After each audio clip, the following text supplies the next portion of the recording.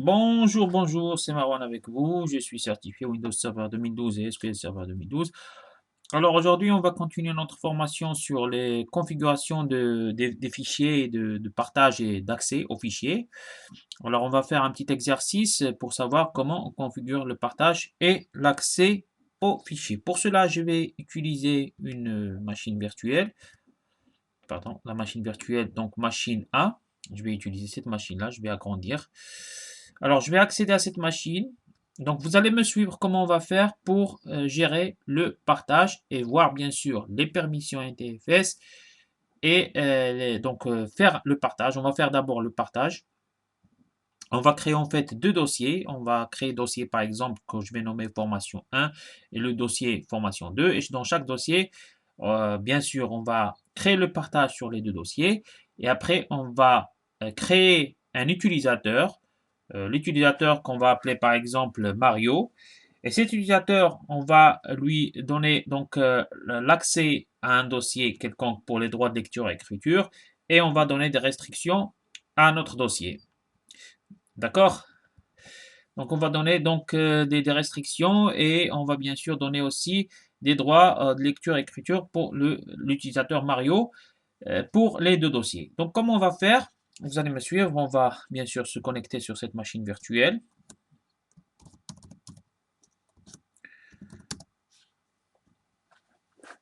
Donc, vous allez voir comment ça se passe en général au niveau des permissions d'accès et les permissions NTFS. Pourquoi on a appelé permission NTFS? Tout simplement parce que ce sont des nouveaux types de permissions qui ont été créés lors de la création des partitions NTFS. C'est-à-dire que toutes les machines qui sont partitionnées sous NTFS, elles peuvent avoir ce type de permission qu'on a appelé les permissions NTFS. Et dans ces permissions NTFS, c'est les droits d'accès, droits de lecture, écriture, etc. Donc là, bon, donc j'ai accédé à mon. Je vais faire un affichage mode plein écran. Donc je suis dans ma machine virtuelle, machine A. Et je vais d'abord, donc comme j'ai dit, je vais créer deux dossiers. D'accord? Je vais créer deux dossiers. Je vais nommer formation 1 et formation 2, comme ça, pour que je puisse gérer mes deux dossiers.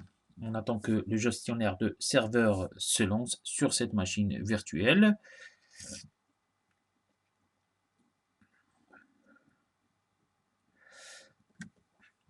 En attendant, je démarre mon explorateur. Alors, dans mon explorateur sur le disque local C, je vais faire un clic droit, donc nouveau dossier, que je vais appeler formation 1. OK?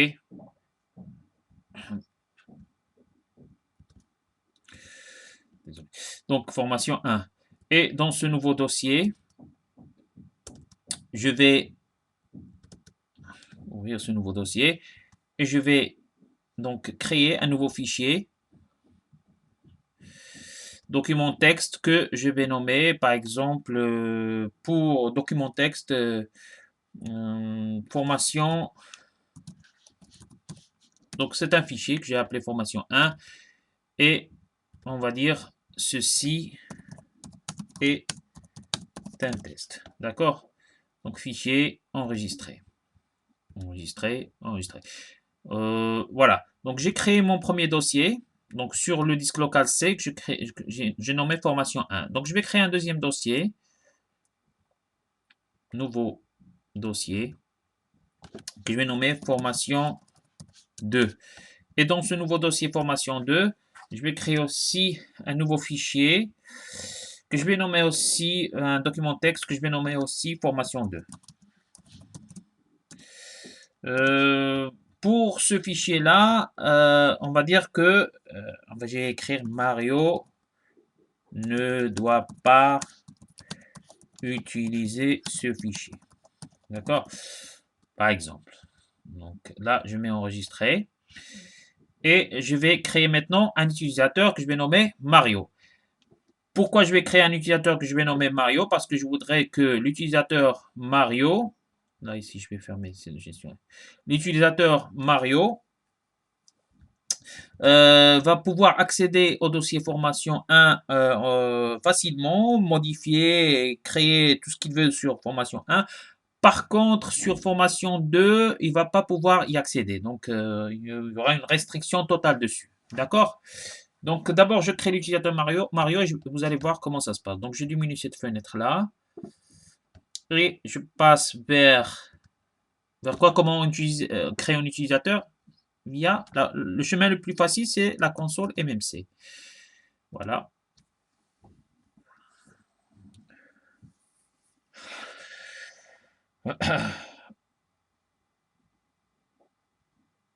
Voilà, la console MMC. Et je vais ouvrir cette console. Je vais cliquer sur Fichier, Ajouter, supprimer un composant logiciel non fichable. Et je passe vers Utilisateur et groupe. D'accord? Groupe locaux, bien sûr. Je mets Ajouter. Terminé. Donc, OK. Et là, j'ai utilisateur. Et je vais créer un utilisateur que je vais nommer nouvel utilisateur que je vais nommer Mario. Créer.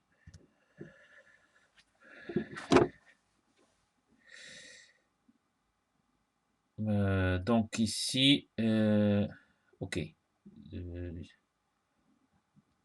On va dire le mot de passe n'expire jamais, comme ça pour ne pas avoir des problèmes après lors du redémarrage. Donc je vais faire Mario. Donc je vais cliquer sur propriété, pardon. Mario. Ok. Je vais lui donner un mot de passe. Définir le mot de passe, on va dire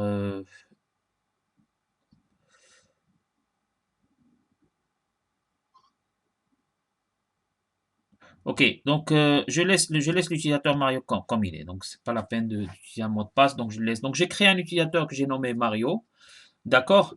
Et donc pour cet utilisateur, je vais donner les droits d'accès sur le dossier formation 1, mais par contre sur le dossier formation 2, je vais donner des restrictions, d'accord. Donc vous allez voir comment. Ok, donc après que j'ai créé l'utilisateur, je vais passer maintenant pour faire le partage. Donc sur formation 1, je vais partager avec des personnes spécifiques. Et là, je vais utiliser Mario, ajouter. Et là j'ai ajouté, donc j'ai mis partage. Voilà, partager. Voilà, voulez-vous activer les découvertes réseau? Bien sûr, pour chaque fois qu'on utilise le partage, il faut en fait activer la découverte réseau. Parce que si l'utilisateur Mario, il est en réseau, par exemple, dans un domaine Active Directory, par exemple, il doit donc via le réseau, accéder à ce partage-là. Mais pour cela, donc, il faut activer la découverte réseau. Donc, pour le moment, j'ai pas besoin parce que c'est sur ma machine locale tout simplement. Donc, je laisse pour le moment sans découverte réseau. Mais si on est dans un réseau, normalement dans une infrastructure, il faut activer la découverte réseau. Ça, c'est très important à retenir. Donc, je mets terminé. Pour formation 2, pareil. Donc, je mets partager avec des personnes spécifiques et je mets Mario et je mets donc ajouter. Voilà, Mario. Vous voyez, par défaut, il donne juste le droit de lecture, mais on va modifier. Voilà, machine A1, donc ma machine virtuelle, donc formation 2, il est partagé avec Mario. Maintenant, ce que je vais faire, je vais donner des restrictions. Comment je vais donner des restrictions? Alors, en utilisant les permissions NTFS. C'est là où, donc, après avoir donc, lancé d'abord le partage, donc on lance le partage, on crée, par exemple, si on a des dossiers spécifiques à partager, on fait le partage de ces dossiers spécifiques avec des utilisateurs spécifiques ou avec l'administrateur ou avec tout le monde. Sinon, on peut utiliser le partage avec des utilisateurs spécifiques. Par exemple, pour cet exemple-là, on a un utilisateur Mario où on a lancé le partage pour formation 1 et formation 2. OK. Maintenant, je vais devoir faire les permissions. C'est quoi les permissions? C'est-à-dire l'utilisateur Mario, est-ce qu'il a le droit de lire uniquement les fichiers sur ce formation 1 ou bien il a le droit de lecture, écriture? Est-ce qu'il a le droit de modification? Est-ce qu'il y a des restrictions spécifiques pour Mario 1 sur ce dossier-là ou pas? C'est ce qu'on va voir via les permissions NTFS. Comment on fait les permissions NTFS? Tout simplement, vous allez voir. Donc sur formation 1, je vais faire un clic droit, propriété, Et dans sécurité, voilà, l'onglet sécurité, c'est là où il y a les permissions NTFS. Vous voyez, par exemple, là, pour administrateur, j'ai l'autorisation totale. Je fais tout ce que je veux avec mon dossier. Par contre, sur Mario, il a juste le droit donc, il a le droit ici, lecture et exécution, lecture, et il n'a pas le droit d'écriture. Donc, ce que je vais faire, je vais donner à l'utilisateur Mario le contrôle total. Donc, OK, pour formation 1. C'est-à-dire, il peut faire ce qu'il veut sur le dossier formation 1. Donc, je mets OK. Par contre, donc ici, si je reviens donc sur propriété, sécurité, donc Mario, attendez, donc je vais faire, pardon, modifier, excusez-moi. Donc Mario, voilà. Mario, je vais faire le contrôle total. Voilà, appliquer, OK. D'accord? Donc là, donc si je reviens ici, propriété, sécurité, et là, pour Mario, j'ai le contrôle total, c'est bon. Par contre, pour formation 2, je veux que Mario fasse juste, allez, on va dire fasse juste la lecture. Donc propriété, sécurité, et là, donc sur Mario, donc on va dire modifier, Mario, et là, je vais faire, donc je vais tout refuser. Je vais tout supprimer. Je peux faire refus total pour accéder au dossier. Allez, on va faire un refus total pour qu'il ne va pas accéder il n'est pas autorisé à accéder à ce dossier, même s'il est partagé, visible, le dossier est partagé, mais il n'aura pas l'accès, l'autorisation, c'est-à-dire les permissions de modifier ou de faire quoi que ce soit sur ce dossier, même la lecture, il n'aura pas la permission de lecture sur ce dossier. Donc, je vais mettre appliquer. Vous pouvez bien sûr, voilà, vous avez activé des entrées refusées. Voilà, donc c'est-à-dire qu'on refuse l'accès total. OK, oui. Et là, je mets OK. OK, donc sur formation 2, je mets propriété et je passe vers sécurité. Et là, pour Mario, il a le refus total sur ce dossier formation 2. OK. Maintenant, ce qu'on va faire, je vais donc je vais entrer avec la session Mario. D'accord? Et je vais voir est-ce que effectivement j'aurai le droit de l'accès total sur le dossier formation 1 et est-ce qu'il y aura aussi effectivement des restrictions sur le dossier formation 2. Donc je rentre avec le dossier Mario. Donc là, marche arrêt et on va dire on redémarre. OK. Bien, attendez un petit moment, pardon. Je vais tout simplement rentrer, changer d'utilisateur. Voilà. Désolé. Donc là, je change d'utilisateur. Voilà, Mario. OK. Voilà, on va dire nouveau mot de passe. Il nous oblige le mot de passe en fait.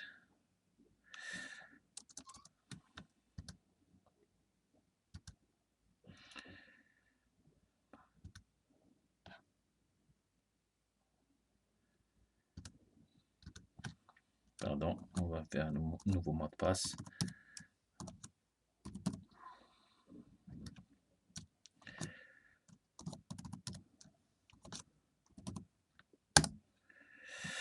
Voilà. Donc, OK.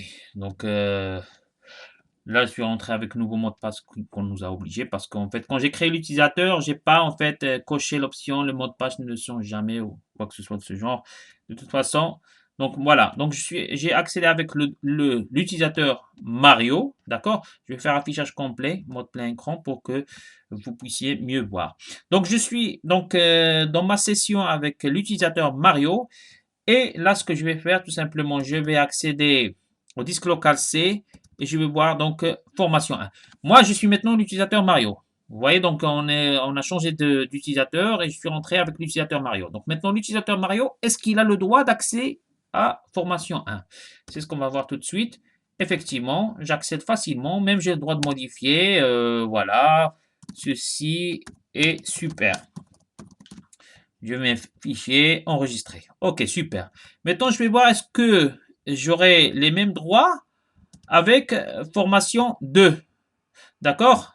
Donc, Donc, j'accède à formation 2. Je vais voir donc en tant qu'utilisateur Mario, est-ce que j'ai le droit d'accéder ou pas? Je clique et voilà.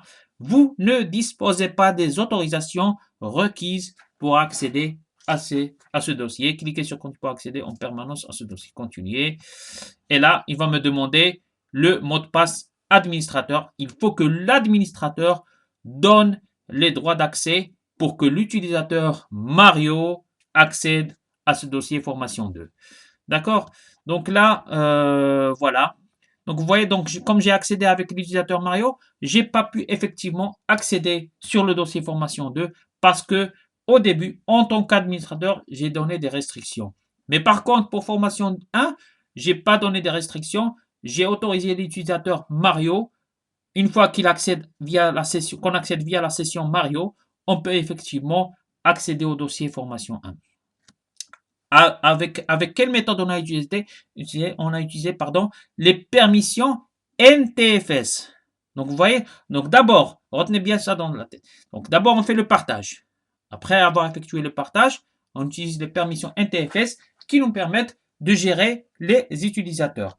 Bien sûr, là, j'ai créé un utilisateur, donc c'est pour le test. Mais par contre, dans une infrastructure, dans un parc informatique, il y a beaucoup d'utilisateurs, et on doit gérer chaque utilisateur et avoir en fait un planning pour avoir une gestion. Quel est l'utilisateur qui va avoir les droits d'accès, droits de lecture sur un dossier spécifique ou pas. D'accord? C'est très important sur un parc informatique d'avoir ce genre de planning.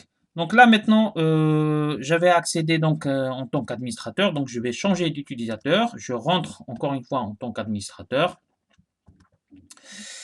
Administrateur.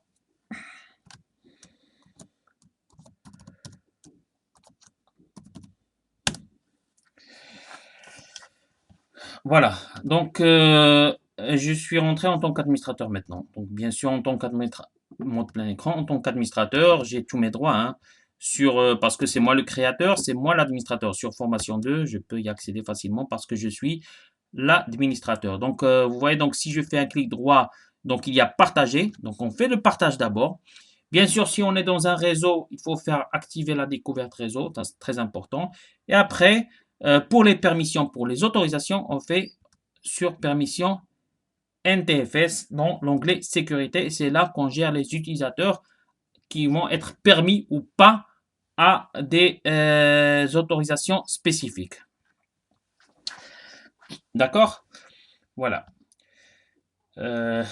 Autre chose, si on est dans un parc informatique et on veut gérer notre infrastructure, on peut créer en fait un partage spécifique où l'on peut mettre des fichiers via ce partage-là. Ce partage spécifique qui va mieux gérer notre infrastructure et notre parc informatique, on peut le créer via le gestionnaire du serveur. Donc si je clique sur le gestionnaire du serveur, je vais vous montrer rapidement. Dans le gestionnaire du serveur, on a toujours le rôle de service de fichier qui est créé par défaut. Donc, vous allez voir donc qui va se lancer un petit moment.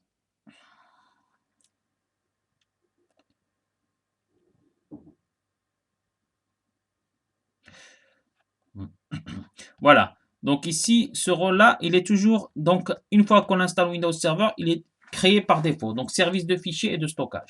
Ce rôle-là, ça nous permet de créer des partages et de mieux gérer notre infrastructure. Là, maintenant, par exemple, si je clique dessus, il y a partage.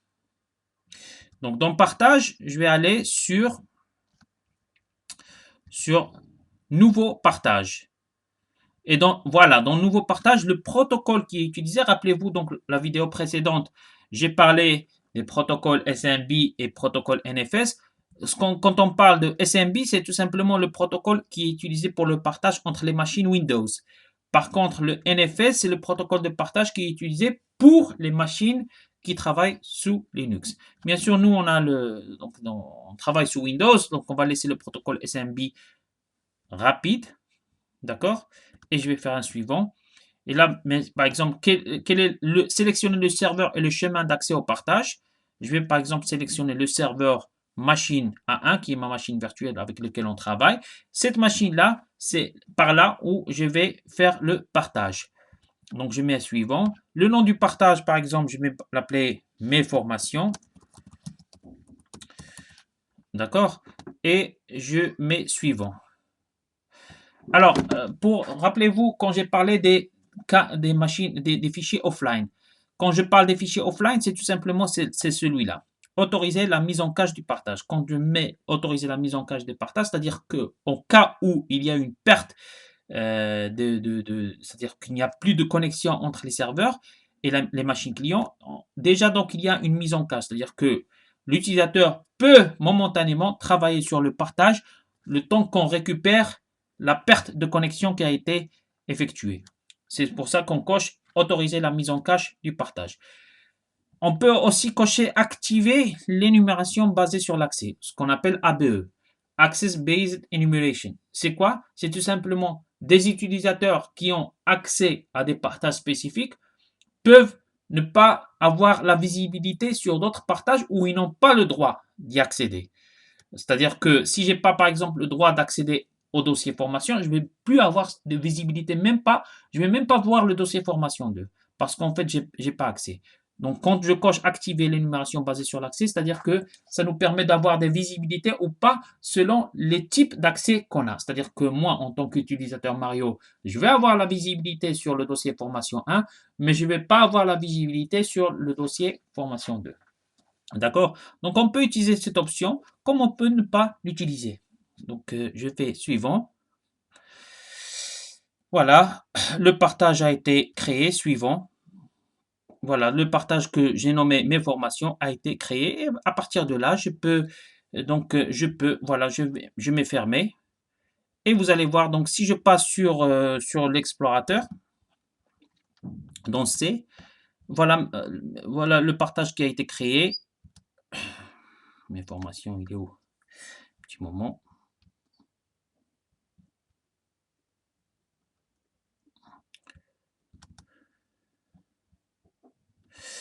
OK.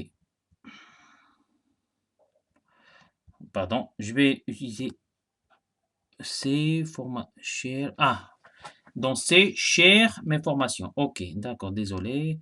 Dans share, voilà. Donc, voilà mes formations. Et à partir de là, mes formations, je peux introduire des fichiers. Donc, des fichiers où je veux gérer des partages spécifiques sur mon réseau. Donc, par exemple, le fichier que je vais utiliser, par exemple, un fichier texte, nouveau fichier texte ou des types de fichiers que je voudrais partager en réseau dans notre infrastructure, je vais le mettre dans le partage que je viens de créer via le gestionnaire de serveur, mes formations. Et dans ce partage, bien sûr, le partage doit être visible en activant la découverte réseau et je fais un clic droit pour faire les permissions NTFS sous l'onglet sécurité pour faire les permissions NTFS avec des utilisateurs spécifiques. Donc, vous voyez, c'est très simple.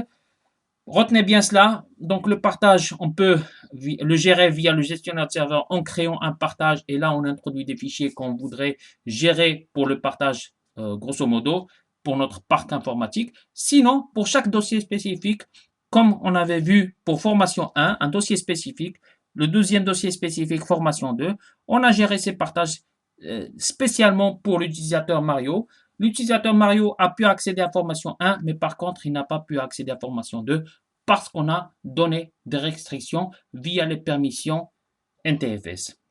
D'accord? Donc voilà, donc rapidement, je vais poser quelques questions. Alors, c'est quoi la différence entre autorisation et authentification?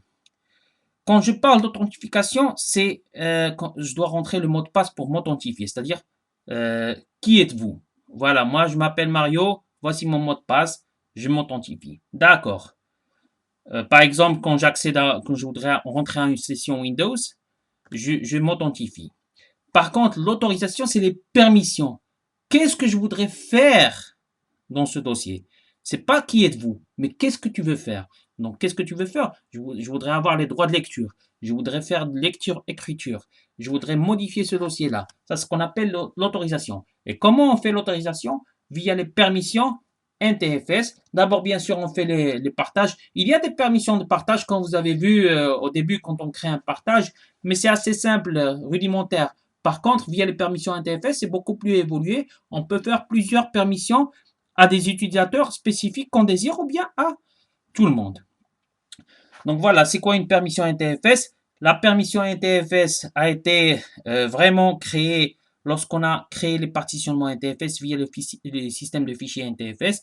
Et c'est là où on a créé donc les permissions NTFS. C'est des permissions de partage pour tous les disques durs, pour tous les volumes qui sont partitionnés sous NTFS. Et comment on accède aux permissions NTFS?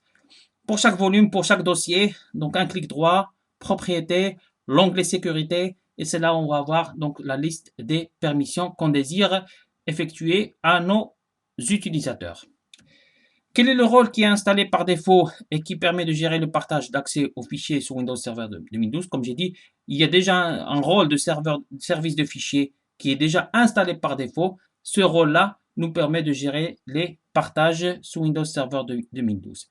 Et on a su bien sûr la différence entre SMB et NFS. SMB, c'est le protocole de partage qu'on utilise entre les machines Windows. Par contre, NFS, si on voudrait activer le partage pour des machines spécifiques Linux, il y a le protocole NFS qui est activé. On peut le voir via le gestionnaire du serveur. Comme on avait vu tout à l'heure, en créant un partage via le gestionnaire du serveur, on a eu le choix à choisir soit le protocole SMB, soit le protocole NFS. Voilà, je ne vais pas trop tarder dessus, donc vous pouvez toujours bien sûr accéder à ma chaîne YouTube Marwan le Tech et ma page Facebook Marwan le Geek. Et je vous remercie. Prochaine fois, on va parler du VSS et des quotas NTFS. Merci.